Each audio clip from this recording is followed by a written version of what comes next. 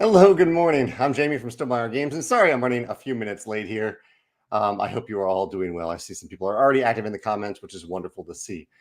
Yeah, I hope you're having a great day so far. It's Wednesday, October 16th, 2024, and today I have a few topics to talk about, a few questions for you, and or one question in particular, and we'll see where the conversation takes us. As always, I'm Jamey from Stonemaier Games. I'm happy to answer any questions that you have, and yeah, I see some conversations about Essen Spiel, which happened recently. I actually played the game Black Forest, which I think was released at Essen Spiel. My coworker and friend Alex brought it back, and I played it with him and Susanna and Megan yesterday, and we had a great time playing it. It's a really neat new Uwe Rosenberg game that uses a mechanism previously found in Glass Road, but it combines a board and a lot of interesting choices and interactions on a board that I haven't really seen before in a game. So I'm probably going to highlight that in my favorite mechanism video about Black Forest. I also recently played Lost Ruins of Arnak, not for the first time, but first of many times I played that game. I played that a game night last week. I played Creature Caravan, and actually not on my list here, but it should be, as I played Kelp for the first time yesterday. Really, really beautiful production in Kelp. Kelp is a asymmetric two-player game where one player plays as an octopus, the other player plays as a shark.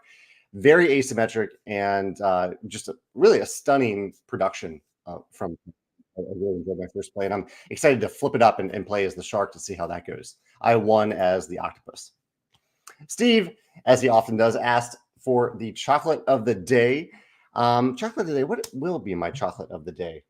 I don't have one in particular planned. As usual, I have some dark chocolate wafers from Cacao that I will probably have some of. So for now, I'll call that chocolate of the day. Also, I do have a chocolate cupcake. One of my favorite cupcake places called The Cup released their Halloween decorated cupcakes recently. And so we have a cupcake, a mummy themed cupcake that we're sharing right now. Steve also says, also got Forest Shuffle after hearing you talk about it here. Thanks for the recommendation. Oh, thanks, Steve. Yeah, I'm glad you're enjoying Forest Shuffle and that you gave it a try. I'm excited. I played it a lot recently, and I'm excited to add in an expansion just to have some more cards in the game. It definitely came up last week. We talked about travel-friendly games with rapid replayability, and I filmed that video on Tuesday, and Forest Shuffle definitely ended up on that list. Gary says, if you love Kelp, definitely watch My Octopus Teacher, where Carl got the inspiration from. I love the movie My Octopus Teacher. I would, Gary, thank you for mentioning that. I would highly recommend that movie to anyone. And one thing I would caution you with is if you like eating octopus, I would recommend not watching My Octopus Teacher because it will make you not want to eat octopus anymore. They're a very intelligent animal. And after I am a pescatarian. I'm primarily vegetarian. I do eat some fish sometimes, but after watching that, I can't eat octopus. It's just I know all animals have some form of intelligence, but it was a special form of intelligence shown in this movie in My Octopus Teacher. So just my personal take on that, just a kind of a warning there, because I used to really love takoyaki in particular, which is a Japanese dish that has octopus. But not after watching My Octopus Teacher. Jean-Baptiste says, is Endeavor Deep Sea on my radar? It is. Yes, it's definitely on my list of games to play. I don't own it, but it's on my list currently of games to play at a convention, or if a friend has it, I would definitely give it a try. I'm very curious about it. Have you enjoyed it so far? Have you given it a try? David says, I'm wondering when the game Tokaido will get an image or link on your main page. I'm pretty sure it's on there now, David. Let's take a look here. I'll pull up my other screen. We'll take a look at stonemaier.com. Let's see. Sorry, I need to share the other screen here real quick and flip over to our website. Okay, I'm going to our website now. Website's loading a little slowly. I think it's there, David, but I could be wrong. Maybe I need to refresh. Website's loading really slowly right now. Peter says, well, this is loading. Peter says he got Lord of the Rings Duel, which is very good. I'm really looking forward to playing that. Definitely looking forward to trying Lord of the Rings The Duel. Dominic says, I played Expeditions with his group this past weekend and had a blast. We're planning a spooky game night featuring Nemesis Lockdown. Dominic, I'll come back to your comment and a question because our website finally loaded. Let's see if if it does have Tokaido on the main screen yet. Okay, here is the other screen. I'm slowly loading the home screen. We're still waiting. David, I'll come back to your question in a second. Dominic, your question is, are you going to play any spooky themed games in the near future? So I don't have any specific plan. I do typically like to play a spooky game in the Halloween season. We did get together for what was going to be a scary movie night, but I think some people didn't really want to watch a really scary movie. So on Saturday, we watched the movie Clue instead, the 1985 movie Clue, and it actually held up pretty well. Do any of you have any Halloween traditions, movies that you typically watch around the Halloween holiday season? So David, back to your question. Let's see if Tokaido is on the page.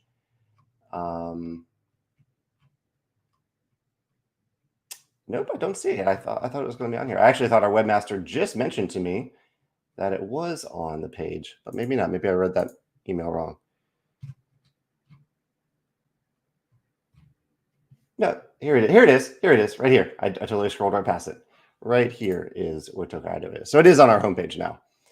We don't have a lot of information about it yet because we're still working on our version, but it is over there.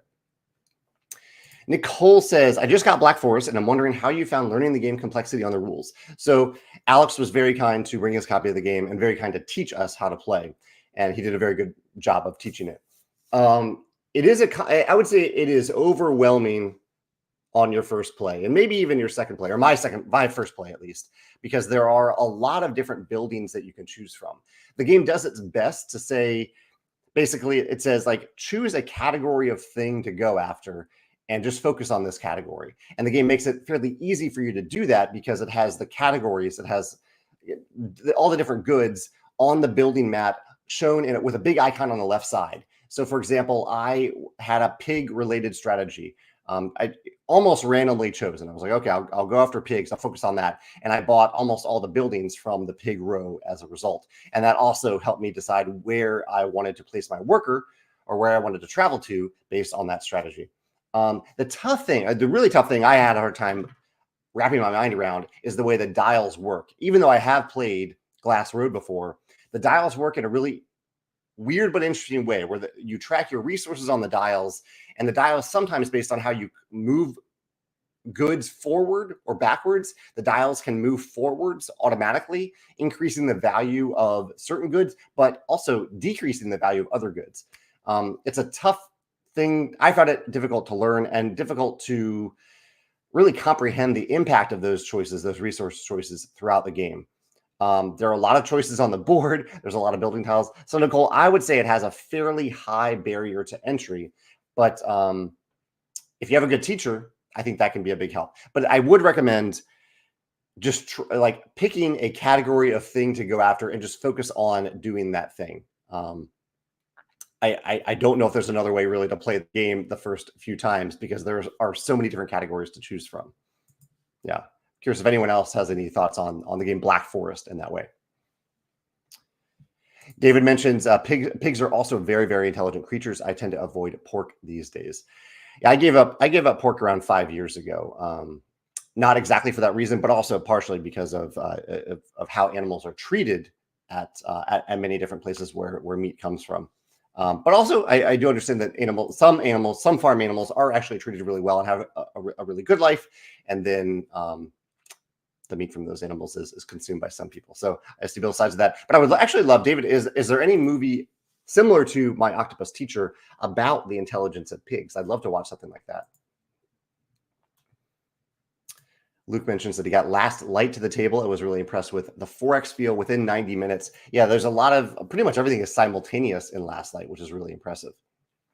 Chad has a question here. I have a new take on a mechanism I love. I think it could work in a competitive or a cooperative game, thinking of making both simultaneously and let each design go where they want to go. Is that a bad idea? That's an interesting idea for sure, Chad. I think if you are equally excited about both modes right now, by all means, give both a try, but kind of pay attention to your own excitement during the design process and the excitement of different playtesters if they're more excited by one or the other. I'm curious, for anyone watching right now or in the future, do you like when games offer a cooperative mode and a competitive mode. My personal preference is I prefer a game to pick the best mode and present that mode to me. I think sometimes having more options isn't actually a good thing, because it almost makes me wonder, like, how good could this competitive game be if there's also somehow a cooperative game version of this? Or how good could this cooperative game be if there's also a competitive version of it? Like, just pick the best version and go with it. But early in the design process, Chad, I think it's definitely worth exploring both to see which one is more exciting to you, which one is more fun for playtesters. Jonas says, am I going to share anything about Vantage? So I have written the latest Vantage update. It's in proofreading now. It's really the Vantage updates, as you can probably tell, are pretty elaborate. They're pretty long. And so it takes me a while to write them and to work together with the developers and some proofreaders to make sure that it's as clear and robust as possible. So I can say this, the new Vantage update, which will release sometime before October 25th, probably very close to October 25th, will be about cooperation. It's a detailed overview of all the different elements of cooperation in Vantage, because Vantage is a fully cooperative game, and it goes into detail about what that means and and some examples of what it looks like to actually cooperate with other players.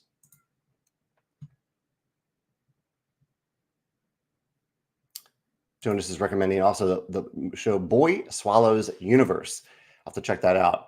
We're watching right now a 6-episode show, which is kind of nice to watch just a show that's just 6 episodes, called The Perfect Couple. That's on Netflix, kind of a murder mystery show.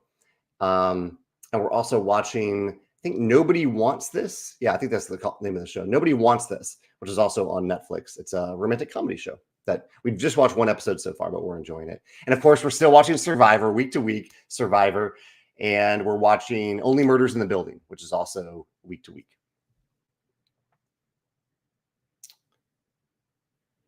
Ian says, what do you give out for treats at Halloween? We give out full-size chocolate bars. Ian, I would have loved your house as a kid.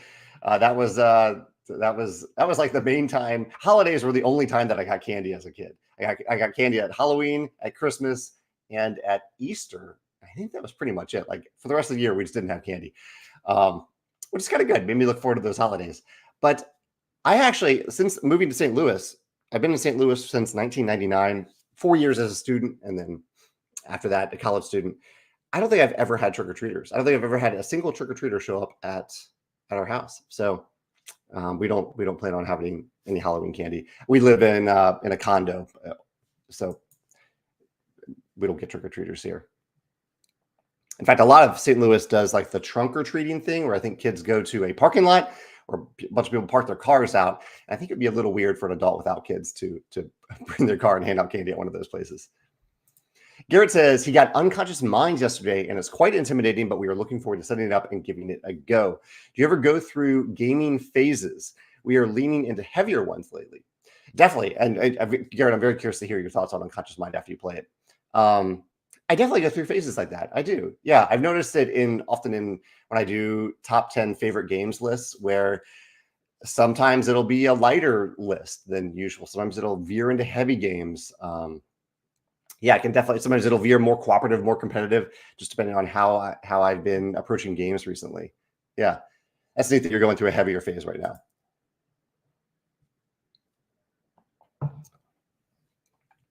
So I see some opinions here. Daria prefers a game to have its best version, not variants. Yeah, that's my take on it too, Daria. David says his wife loves co-op games, so if a game can have that option, that's great. However, to not shoehorn any mode into a game that is not the best representation of the mechanisms and themes. I definitely agree with that, David. And I think there certainly are games that are truly designed full-fledged as cooperative games and full-fledged as competitive games, as cooperative games, whatever the one I didn't already say. But it's hard to tell. It's hard to tell when each one has gotten equal love and attention during the design and development process versus a variant that was kind of shoehorned in there. It's tough to tell as a consumer what is the case there, which one happened there. It's one of the reasons that we kind of go all in on our autonomous solo modes. I give Morton and his team full range to do whatever they want with the solo modes, and oftentimes including a number of components that are solo specific. just to kind of show people that this isn't just like a passage in the rule book that we threw in there at the last minute as a solo mode, that actually quite a bit of time and design and development and love and energy went into the solo modes. And I think that the components are a nice representation of that. Yeah. Tony says, is Escape on your Kickstarter radar? I'm a sucker for great components, and this survival tactics game has got my attention. Tony, Escape is not on my radar, but I'm happy to look it up. Let's look over at Kickstarter here. Kickstarter Escape. Let's see what this is all about. I'll pull it up on the other screen while I'm looking at it here. Okay, here's what Escape looks like. Kind of a really neat visual effect of the board. The evolving game of survival. Neat box here too. So what is this game all about? Evolve your game as you navigate through the play area. Move strategically to outsmart and outmaneuver your components as play spaces become increasingly scarce. Be the last survivor and win. Oh, interesting. Okay, so you're like, are you flipping over these little these hexes as you explore them? So it looks like an abstract game with a lot of nice tension. Precision molded ABS game board and pieces, vibrant, soft PVC silicone play area. Yeah, it looks like it would be a nice tactile element on the table. Interesting. Now, I'm not familiar with this game, Tony, but I appreciate you bringing it up. Let's see how they priced it. $63. It's a little bit more than I can see based on the components why they're charging $63 US. For an abstract game, I think that might be a little tough for me to justify. But I also don't want, there's some wonderful abstract games that get a lot of replayability, like Blockus. I love Blockus. I've played Blockus so many times that in hindsight, it's worth, probably $100. But I'm glad that it didn't actually cost that much when I bought it or when my parents bought it. I have a very old copy of Blockus. Jake says, I think pursuing the same mechanism competitively and cooperatively at the same time is a cool idea, but my instincts say that at some point in the design process, the games should split into two different games to maximize the benefits of both modes of play. I think that's a great way to put it, Jake, that rather than forcing the two together, probably sharing components that are a little bit suboptimal, allowing yourself to break the games into two different games. I think the slight downside there potentially is that you might be asking for people to buy a bunch of redundant components. But if you do truly allow yourself to say, okay, these are just going to be different games, probably different themes, even completely different mechanisms, I think that's a good thing to give yourself permission to do as a designer. Jake chiming in to me that I had really a playtesting focused where I got to playtest some games with Jake and some other friends. I playtested a game that I'm dabbling with. I don't know if it'll become a game, but currently I'm just playing around with it. And I also playtested the Wingspan expansion twice over the weekend. Played it with me on Saturday and on Sunday. Can't say anything else about the expansion at this point, but we had a blast both times. And Elizabeth kind of gave me permission to try something. Usually I make suggestions to her and she tries them and decides if they're a good fit for the game. But in this case, I suggested something to her and she said that I could just run with it and give it a try on Sunday. And so I gave that a try and it actually worked really, really well. So I was able to report back to her with a little bit more information about whether or not something would work. And I'm looking forward to hearing her thoughts on it. So that's how the development process works for our games and Wingspan expansions. Ray says he hasn't played many games that offer both competitive and cooperative. However, I will say that sometimes I wish that certain games had a cooperative motive for the sake of teaching. That's true. Cooperative games, I think, are generally easier to teach. Unless the limited communication can complicate that a little bit, but that's okay. He says, I want to teach my wife how to play Dune Imperium, for example, but I'm trying to homebrew a co-op mode for it so that her first experience of the game is with me as a helper rather than as an antagonist. That's really interesting. I wonder if you could do solo co-op for that experience. Like if a game has a solo mode, I'm not sure if Dune Imperium does, but if it does, you could play solo together and then play against each other from then on. Corey's also asking for any favorite movies or shows for Spooky Month. I mentioned that we watched Clue this past weekend. We'll probably watch Wednesday and Agatha All Along later in the month as we get closer to Halloween. Sam says, Sam, I finally got to play Everstone. Or not finally, I did get to play Everstone and had a great time playing it the other day. I have a video about it coming out about it soon. Sam says, I know Stonemaier Games has its 12 tenets for games you publish, but you verbalize your unique design project you design. If so, what's the process? What does the process look like? That's Sam. I don't, but I should. I kind of have them in my head in my design philosophy in general. But like I'm working on a new game right now. So what I should really do at the beginning of every game design is go through those tenets to see if I am accomplishing those goals. I really like that. I hadn't thought about that, Sam, but I'm going to do that. I like that suggestion. I'm gonna pull that up now so I don't forget to do it.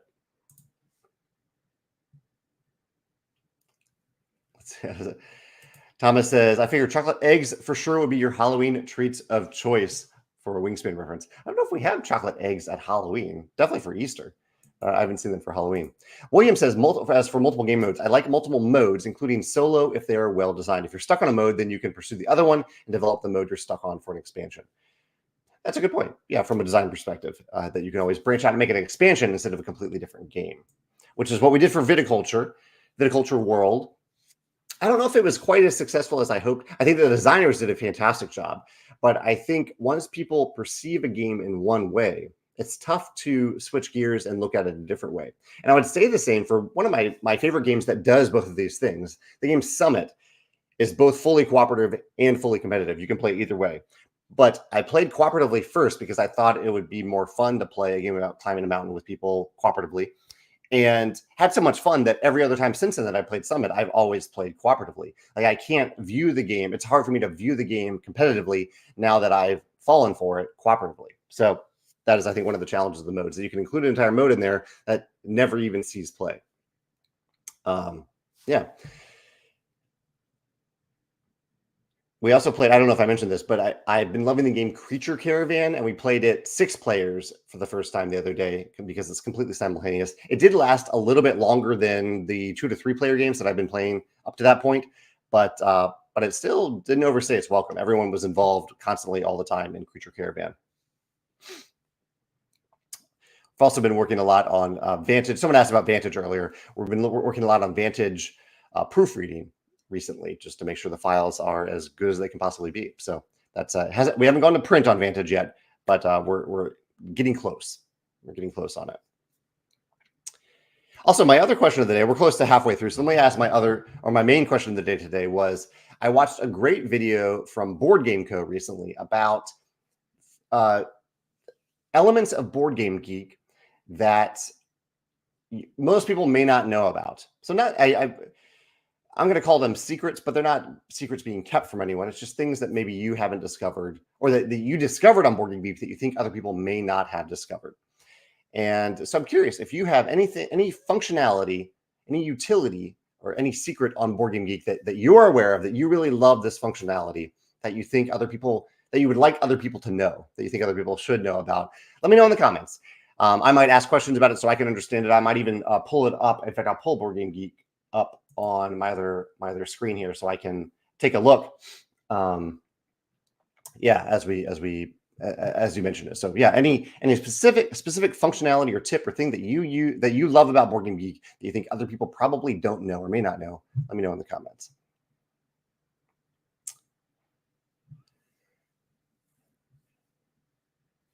Let's see. Oh yeah, Jeff mentions this. There's a tradition in St. Louis where there is an actual part of trick-or-treating where kids have to tell a joke to get candy. It isn't implemented by everybody, but it is the general idea that not only do you have to show up with a costume, but you have to tell a joke, and then you get your candy in St. Louis. Here's an example, actually, of this idea of co-op and competitive games. Luke says, I feel like Legendary should have just stuck with being co-op game, a co-op mode with victory points on villain cards, because he says the victory points on villain cards are a distraction and an example, I think, of where less could have been more. Yeah, I think there's a great example, Luke, where by allowing a kind of semi-competitive play, semi-cooperative play as an option in Legendary, it required additional information on the cards that's irrelevant if you're just playing cooperatively. So it can be a distraction from cooperative play. Mark says, has playtesting been discussed? Was walking home earlier and wasn't focused on listening. So yeah, briefly, I just said I playtested a new game a new potential game with some friends, some designer friends. We each brought a game to the table on Friday night, and then I play tested the Wingspan expansion on Saturday and Sunday this past weekend. Marlene asked, "How is Walter today? Thank you for contributing to Bunter's fundraiser." Oh, absolutely, Marlene. I saw that, and yeah, my heart went out to your dog, and so I wanted to contribute a little bit personally. Marlene says, "He means so much to me, and I know you understand how animals can touch our lives." I do. I really do. Unfortunately, Walter is doing well. He is, he was really, during our game of Black Forest yesterday. He actually hung out in the area. Usually, he goes off to the bedroom, but I like when he hangs out when people are around. So yeah, he's doing well. Thanks for asking about him. And Bunter is definitely in my thoughts. I hope the fundraiser is going well. Jeremy says that Split the Horde is currently on his Kickstarter radar. I'll have to check out Split the Horde as well. Let's see. Split the Horde. Split the Horde. I do love I Cut You Choose games, but we do have Stamp Swap at Stonemaier Games now. So I do have a I Cut You Choose game that I really love. Split the Horde. Yeah, I'll pull it up on the other screen here, Jeremy. Split the Horde, competitive card game for 2 to 5 players. Negotiate, demand, or steal the loot you desire. So what makes this game special? The dragon is dead. Okay. 20 minutes. You're trying to win titles. The game is played in a series of rounds. Each round, players will search the Horde for treasures, make deals with other players, and add treasures to their haul. The game features hidden victory points, set collection, and I Cut You Choose mechanisms. Good price point for the playing time. Nice player count, 2 to 5. Yeah, I'll have to take a look to see if it stands out among other I Cut You Choose games that I've played. Yeah, thank you for that recommendation. You all are not watching what I'm watching. I am looking at here we go. I'm sorry. Should have checked my other screen here. So the other screen I was going to share, we're going to look at BoardGameGeek if you have any secrets. But here is Split the Horde right here. Yeah. Thank you for sharing that, Jeremy.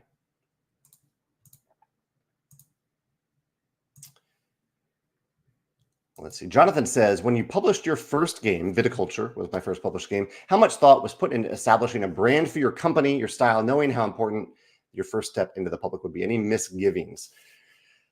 That's a great question, Jonathan. I would say probably not enough thought was put into it because I didn't know if it would be a one-off game or if it would be more. It was hard for me to imagine at the time that it would become a career and a full-fledged game company versus maybe 1 or 2 games.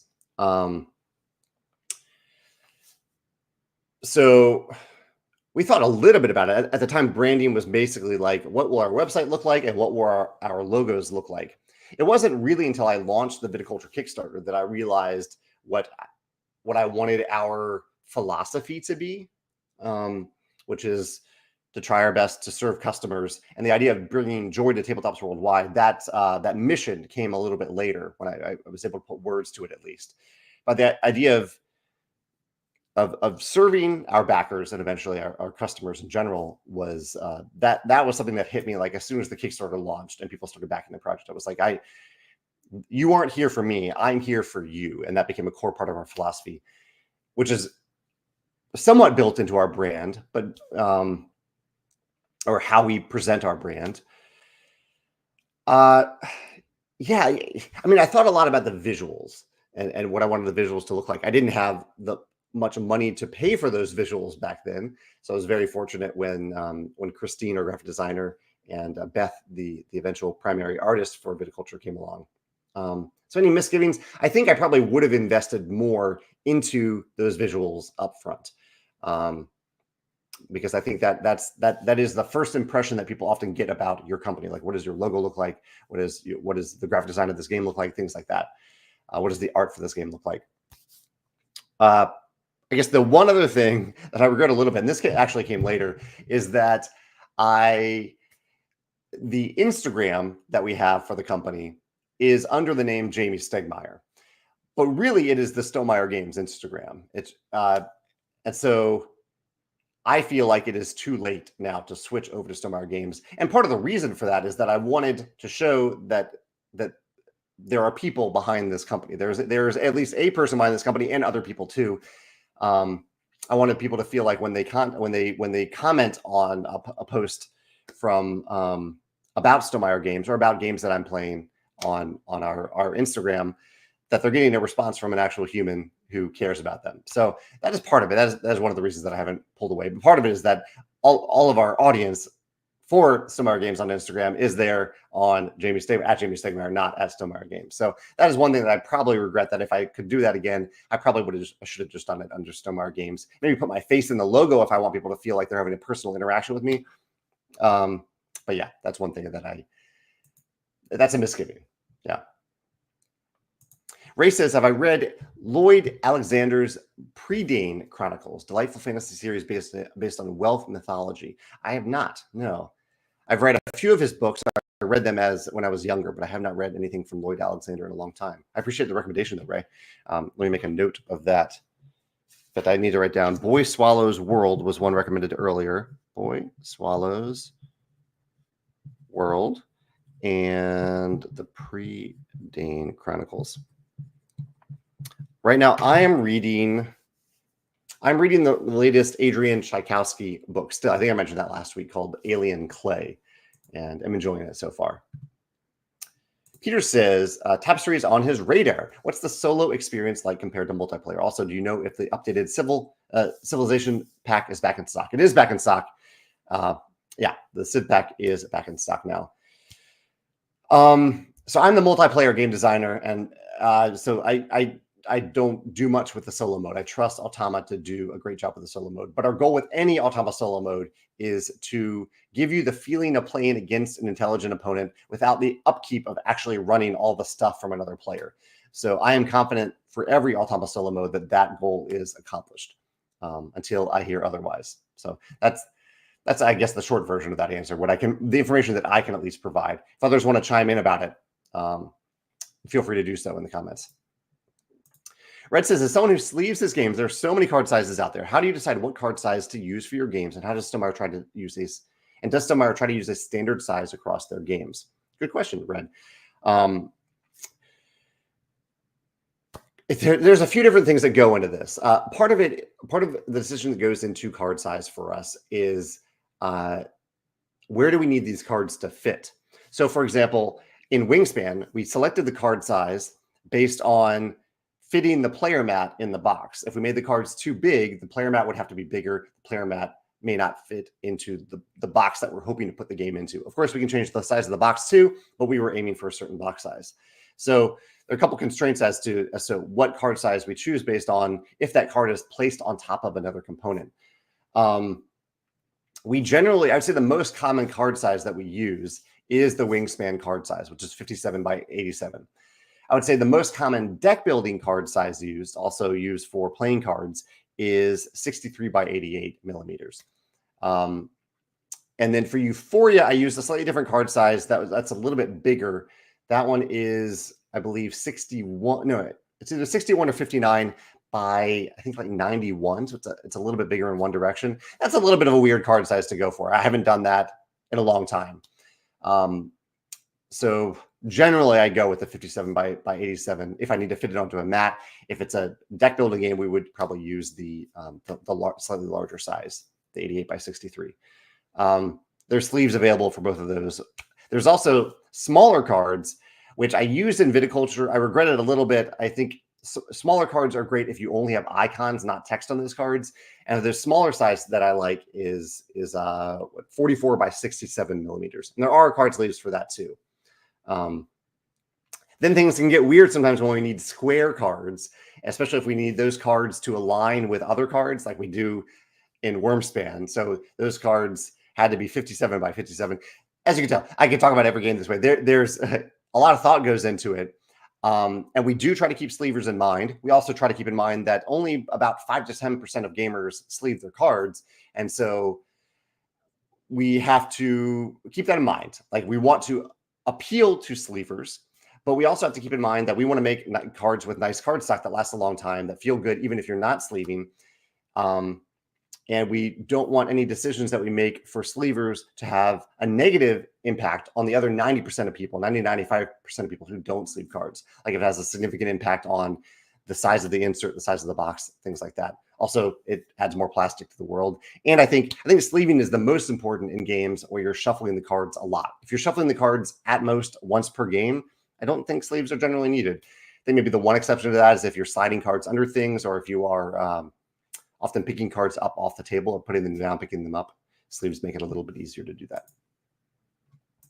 Scott says, you mentioned that you played a lot of Blockus, and because of that, it has a great value. What game in your collection do you think has the highest value ratio of price per play? Probably Rolling Realms. I think I did a video a little while ago about the games that I've played the most, and Rolling Realms is one of my most played games of any game that I published or have bought. So granted, I did not pay for Rolling Realms, so I can't say that about it. Let's see if there's a game that I paid for that has so many plays that it has like an amazing value ratio. I'm looking at my shelf over here. That's a little bit off camera. So I'll just name some of the games that I know I've played a bunch of times. The Isle of Cats, I've played a bunch of times. Star Wars deck building, I've played a bunch of times. Ark Nova, Tzolk'in, On Tour, I played that a bunch of times. Forest Shuffle, Fantastic Factories. Those are the ones that are really jumping out as games that have at least a dozen plays for me. So they have an amazing value, in my opinion.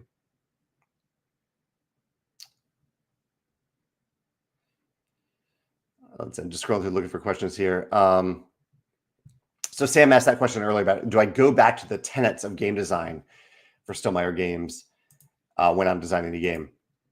Sam says the question came up because I'm working on his first co-design project, and I found the process helpful to make sure that we were rowing in the right direction when in the early stages of design. I like that. Yeah, to ask yourself those questions that are important to you early on. I need to do that more often. Sam, I appreciate that. So I asked about anything that you use BGG for, BoardGameGeek for, any functionality on BoardGameGeek that you really like, that you appreciate, that you think other people want to know about. And Thomas, I think, is the first one to answer it here. He says, the one I hear most about is the BGG trading function is not utilized or too difficult to get responses. The trading function.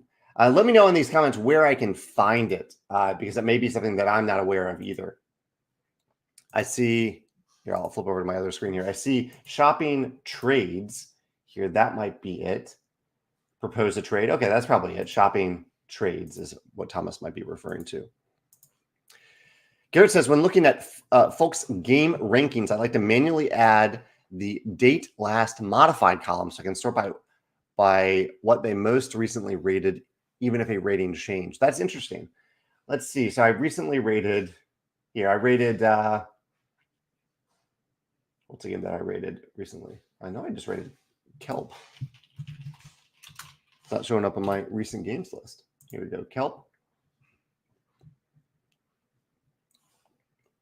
So here's Kelp. And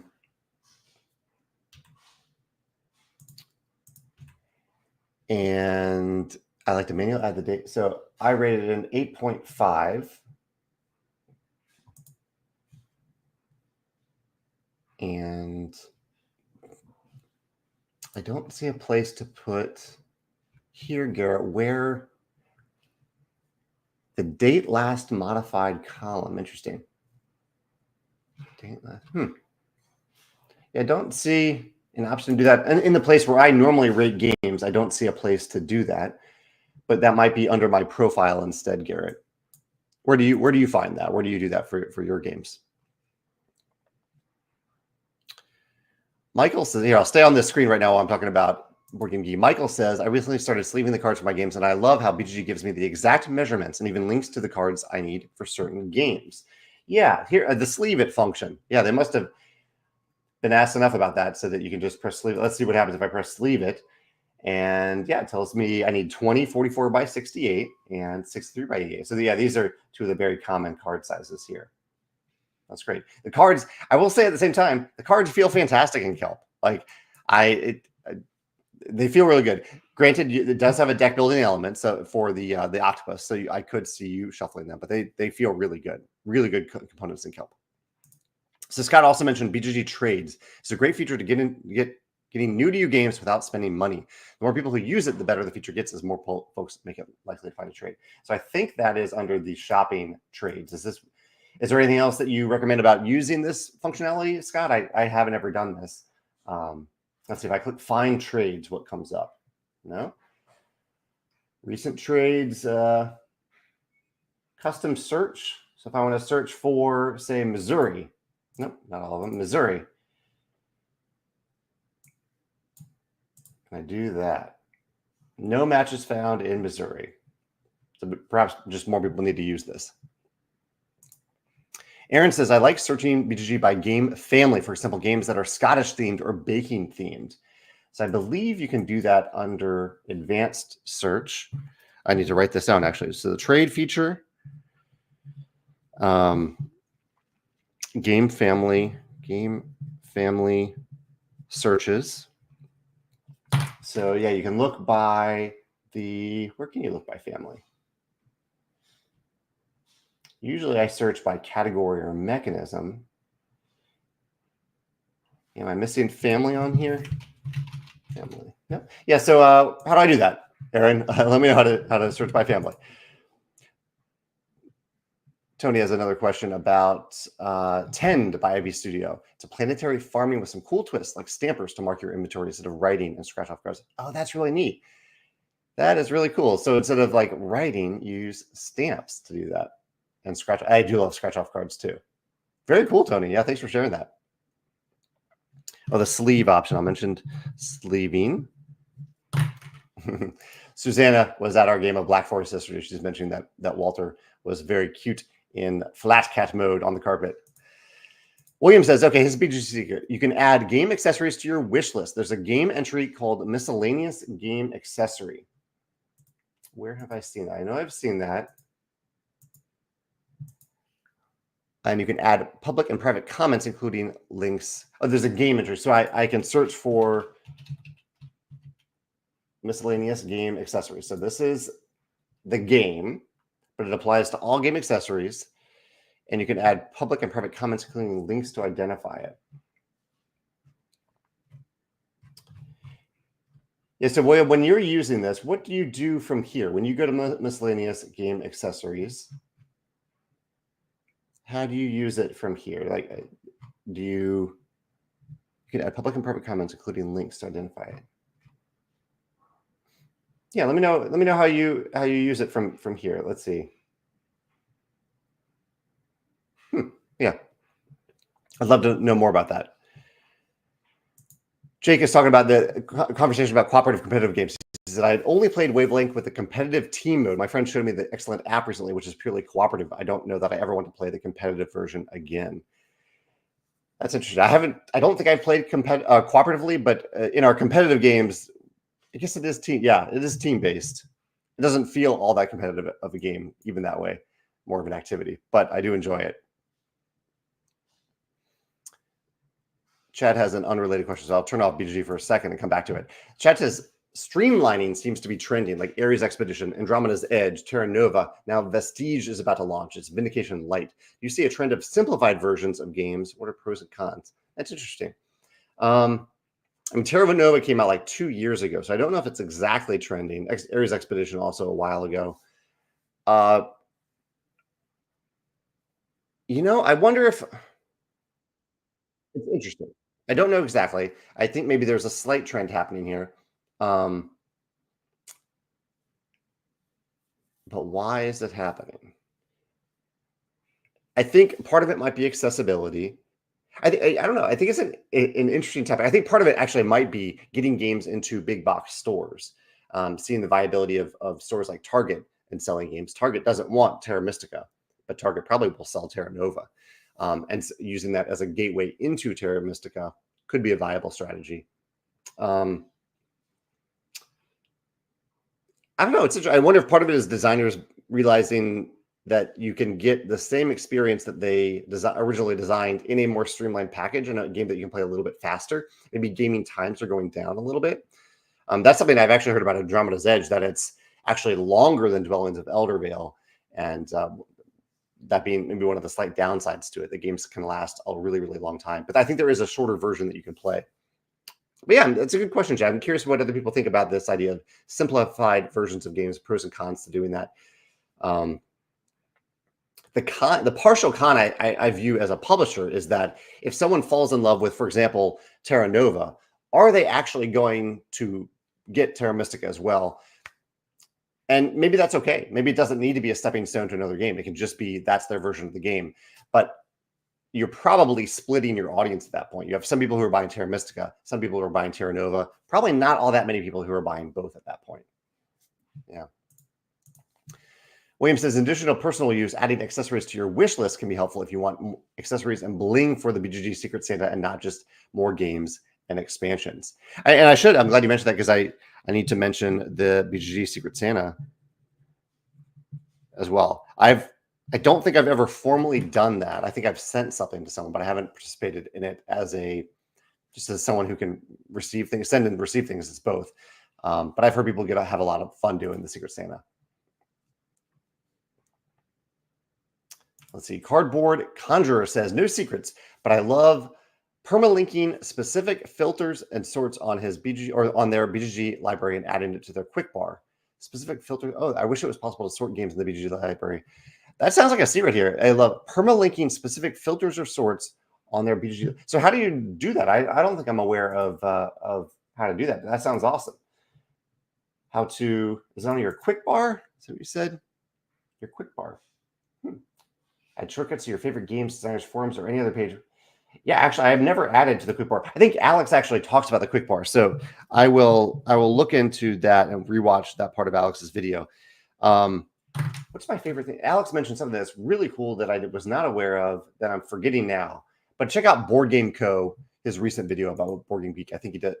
He mentioned the first thing he mentioned was really, really cool, and I'm blanking on it now.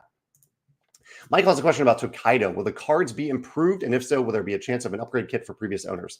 So, Michael, this is a common question we've gotten about the panorama cards, which are really tiles. They're not meant for shuffling. They are in Tokaido, they are tiles. And they, in my opinion, they function perfectly fine if you view them as tiles, not as cards. However, we have had enough people say that their perception of them is that they are cards and that they don't feel nice as cards, is that we are changing them to our standard nice 310 GSM card stock. It's a card stock, not a tile card stock. And that'll be in the game of Tokaido. And we'll also include those panorama cards in the solo update pack, or the solo pack, which was just going to be solo components, but we're now adding the panorama cards to them as well. That is the only thing that we're adding to that solo pack. That is not a solo mode component.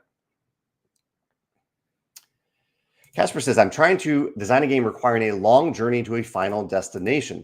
Do you have examples of games using the same idea that I could draw ideas from? So a long journey to a final destination.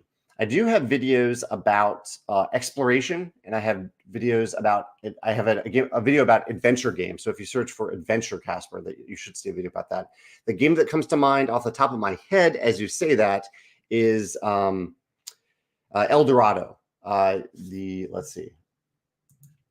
It's a specific game with El Dorado. A couple games with that in the name. Let's see. The Quest for El Dorado. Is this it? Yeah, here's what it looks like, Casper. The Quest for El Dorado is a race from start to finish. That is essentially a long journey from one place to another. But that's a great question. Let's see what they categorize this game as. See if there's other games that fit this. Yeah, adventure and exploration are probably the things that you'd look for that category. And I have some videos about that as well if you want to check out those videos on our YouTube channel. Peter says only 5 to 10% of people sleeve their games. I thought it would be much higher. Yeah, that's at least the data that we have from people who follow Stonemaier Games, which is a limited audience, but that's the data that we have currently. Yeah. And Luke, I echo this for Luke. Luke says, I like to sleeve when I have to shuffle a deck with 15 or less cards. And generally, for me, and I guess I could see that for any game where you're shuffling even just once a game with 15 or less cards, that amount of cards is hard to shuffle. That definitely makes sense, Luke. I was thinking more of games where you're often shuffling the cards throughout the game, frequently shuffling, rather than just once per game. Let's see. Good morning, Tim. You know, I will maybe do an updated poll about card sleeving. I wonder if I have a blog post about sleeving where let's search for sleeves here to see. Oh yeah, here we go. Okay, here's the post. So the post is it's called "Do Only 3% of Gamers Sleeve All Cards?" This is from 2022. So here is so for how many of your games do you sleeve the cards? And people who sleeve the cards always, this was a 3% category, 3.4%. Then most was a little bit higher. Okay, so I should revise that number in my memory. Most is 14%. So 17% of people sleeve their cards most or all the times. Some is 21%. Very few and never, which I would lump together, is 82%.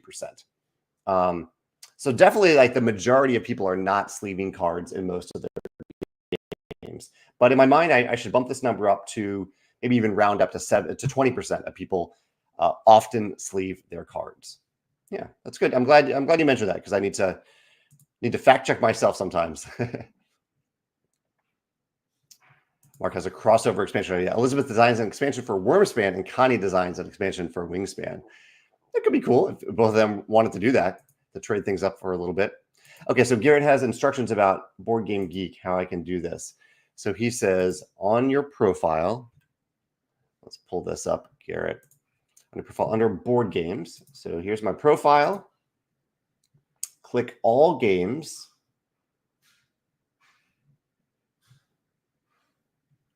Like the number. Okay, Board Game Ratings. And it's a list of all of your games. I think that's what you're referring to. List of all your games. And then you can add the column date last modified and search by it. Columns. Date last modified. Okay, that's cool. Okay. I don't think I knew that you could modify the columns on this, Garrett. So even that, for add columns for rated games. That's cool. That's good to know. Thank you, Garrett, for mentioning that.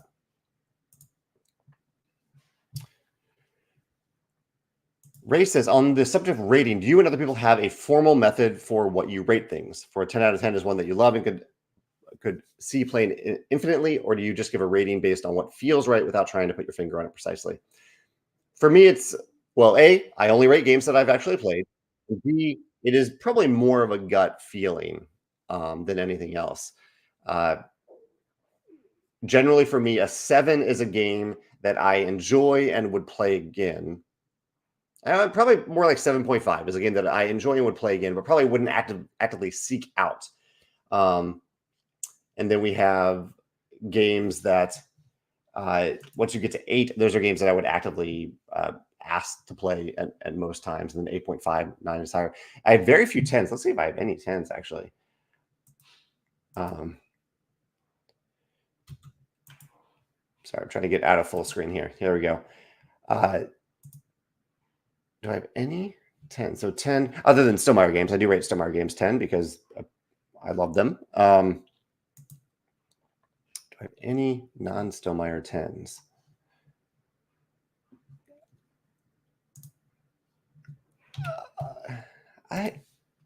There are,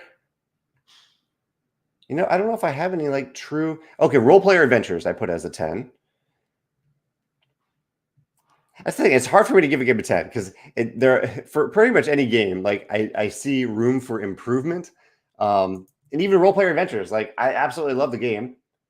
Could there be things to improve? Probably. Like, it's hard to be a perfect 10 for a game, to have it truly be perfect. And maybe I just need to be a little bit more flexible about that, because I love games. I love playing games, and so a 10 would be one that I don't know. I'm curious what people say. Like, I think people have. When do you rate a game a 10? When do you decide that a game is a 10?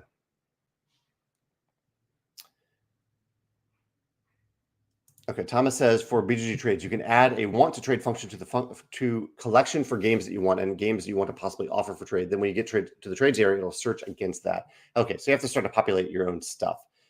I see trades as well. Scott also says on the page for a specific game, you can find links to all the people who are offering that game for trade and people who want it in a trade. Okay, that's cool. That's cool.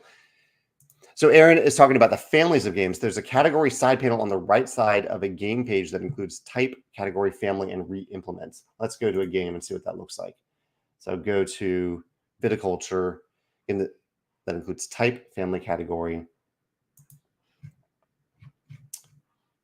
Okay, yeah, okay. So it's if you go to a specific game, you can find that.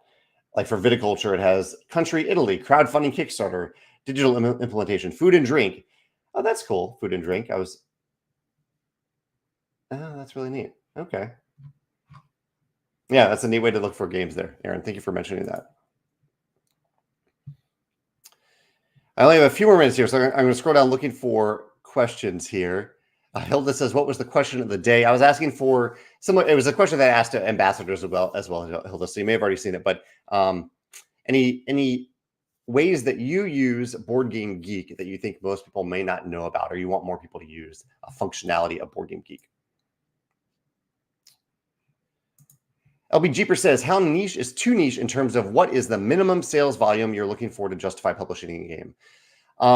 Well, the minimum order quantity for our manufacturer is 1,000 units, and honestly, they prefer to do 1,500 units. For us to publish a game, we have to hope that it will be a hit, given the amount of time and effort and resources and love that we put into our games. And so at a bare minimum, we look to do a first printing of 20,000 copies. And we are hoping that game will eventually sell, ideally 100,000 copies over the next 5 years. That is what we're aiming for every game that we published. Yeah, and that is specifically us at Stonemaier Games. That might vary vastly based on different publishers. Okay, Cardboard Conjurer says, bring up your library. Okay. I assume that's kind of what I did for the games that I rated. Okay, bring up the library, add sorts and filters, click the permalink option. Apply filters. Okay, that's cool. The permalink, that's really cool. Thank you for mentioning that. Steve just barely made it here. He says his family is going to go on a cruise soon, and we're trying to figure out what games to bring. Did you decide what you're bringing to Japan yet? I haven't quite decided, but I did create and film the video yesterday about the games that are travel friendly, that can play up to 4 players and have rapid replayability. And I'll mention a few of them that are on my mind right now that are probably at the top of the list. A deck of cards, the game, either the crew or the gang, Rolling Realms, and Forest Shuffle are a few that made my top 10.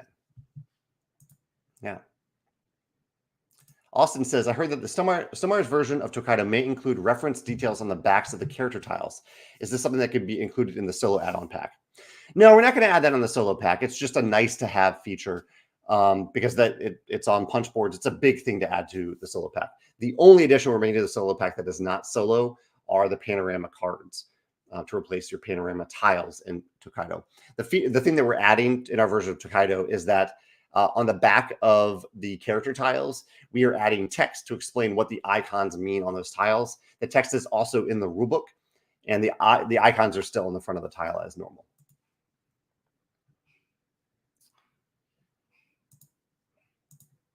Let's see. Steve has repeated his question about games to travel with. I also see I have a different video that's already out there about travel games, travel friendly games. So if you search our YouTube channel for the word travel, you'll see that video.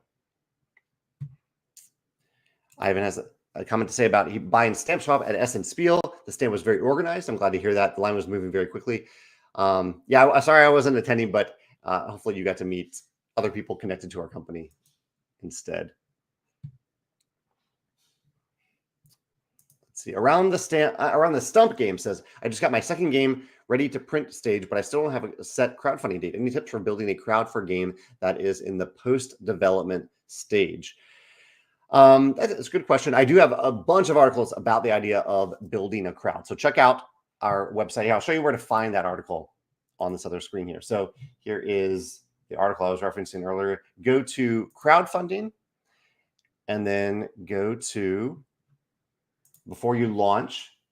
There's a lot about in start here, but this build a crowd section, read through these articles in build a crowd section, and you can read them in order. I think a lot of it is in 10 daily actions to build a crowd. There's a lot of different ways to build a crowd that hopefully you can get value from.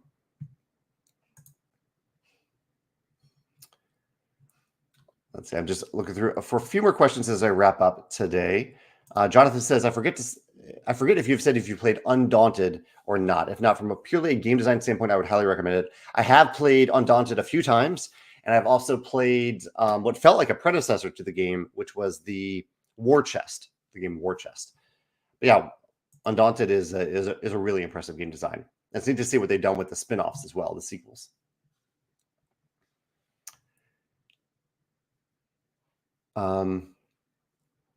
Yeah, I'm way behind on comments. I'm sorry. I'm going to scroll down real quick.